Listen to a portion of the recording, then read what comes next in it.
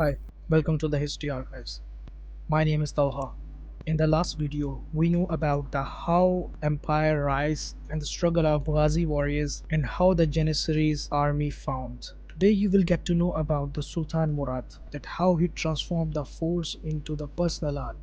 Sultan Murad II was one of the sultans of Ottoman Empire in the 15th century.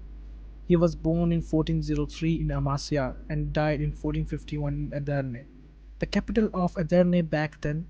He succeeded his father, Mehmed I, at the age of 19 in 1421. He was known as the Great Murad.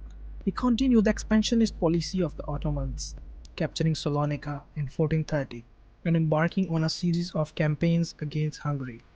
He was frustrated by the military strategy of Hungarian commander Janos, who was causing problems in the Balkans, attacking the Ottoman army. He signed the Treaty of Szeged in 1444 with the Balkan coalition under the leadership of Polish king Vladislav III. He crushed a Christian army at Varna later in the same year, defeating the combined forces of Hungary, Serbia, and Bosnia and Kosovo in 1448, reacquiring control of Serbia, which he had earlier abandoned in the Treaty of Szeged. He also collected taxes from the Byzantines.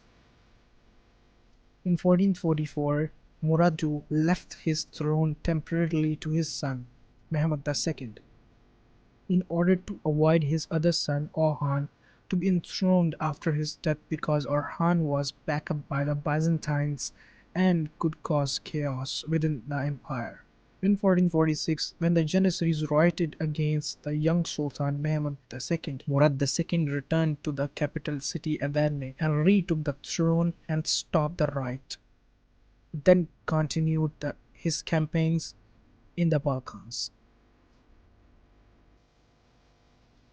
When the Murad II died in 1451 in Edirne, his body was taken to Bursa and buried in the mausoleum. And his son, Mehmed the Conqueror, became the next Sultan. In the next part of video, we will get to know about the Ottoman expansion in Europe and Mehmed the Conqueror. Thanks for watching. If you like the video, don't forget to like and subscribe.